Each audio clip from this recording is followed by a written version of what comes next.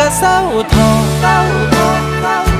ไปต่อบ่ได้ก็พ่อสำนีนั่นล่ะอย่ามาแกล้งเฮ็ดเป็นโจกตาคันว่าเมิดค่าต่อใจแล้วบ่ฮักก็เศร้าทอเศร้าสาคันอยู่ต่อไปเราฝืนทนกับพ่อละถ้าฮักกันต่อแล้วมีแต่น้ำตาจักฮักภาษาอีหยั